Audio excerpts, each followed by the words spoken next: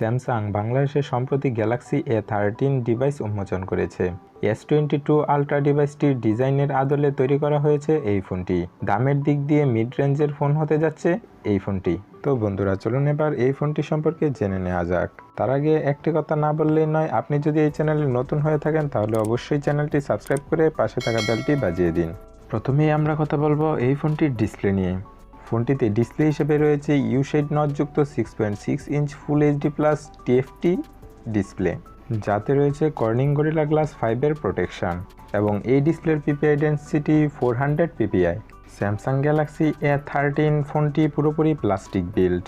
ফোনটির ওজন 195 গ্রামস। আমরা যদি এই ফোনটির রিয়ার পার্টে লক্ষ্য করি তাহলে দেখব যে এই ফোনটির রিয়ারে রয়েছে 50 মেগাপিক্সেলের কোয়াড ক্যামেরা সেটআপ, যার প্রাইমারি সেন্সরটি 50 মেগাপিক্সেলের প্রাইমারি সেন্সর প্লাস 5 মেগাপিক্সেলের আলট্রা ওয়াইড প্লাস 2 মেগাপিক্সেলের ম্যাক্রো প্লাস 2 মেগাপিক্সেলের ডেপথ।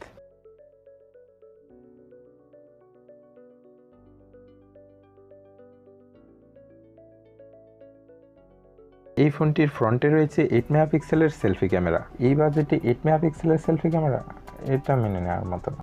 তবে এই ফোনটির উভয় ক্যামেরা দিয়ে 1080pতে ভিডিও রেকর্ডিং করা যাবে।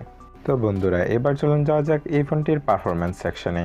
এই ফোনটি রান করবে One UI 4.1 based on Android 12। এই ফোনটিতে চিপসেট হিসেবে ইউজ করা হয়েছে Exynos 850, যা 8 ন্যানোমিটার টেকনোলজি বেসড বিল্ড করা হয়েছে, এবং জিপিইউ হিসেবে রয়েছে Mali G52। Exynos 850 গেমিংয়ে স্ন্যাপড্রাগন 662 এর চেয়ে একটু পিছিয়ে থাকবে, তবে এই ফোনটি দিয়ে বেশ ভালো গেমিং করতে পারবেন এবং মাল্টিটাস্কিং করতে পারবেন। তবে এই চিপসেট স্ন্যাপড্রাগন 662 এর চেয়ে ব্যাটারি লাইফ বেশি দিবে। ব্যাটারির কথা যেহেতু চলে এসেছে, তাহলে চলুন এই ফোনটির ব্যাটারি সম্পর্কে জেনে নেওয়া যাক। এই ফোনটিতে পাওয়ার ব্যাকআপের জন্য রয়েছে 5000 mAh ব্যাটারি, সাথে রয়েছে 15 ওয়াটের ফাস্ট চার্জার। এই ফোনটিতে র্যাম হিসেবে রয়েছে 4GB এবং 6GB, এবং রম হিসেবে রয়েছে 64GB এবং 128GB।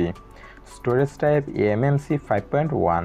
এই ফোনটিতে সিকিউরিটির জন্য রয়েছে সাইড মাউন্টেড ফিঙ্গারপ্রিন্ট সেন্সর এবং face unlock system.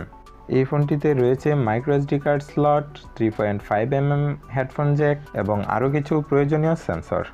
Blue, pitch ও ব্ল্যাক এই তিনটি রঙের ডিভাইসটি পাওয়া যাচ্ছে।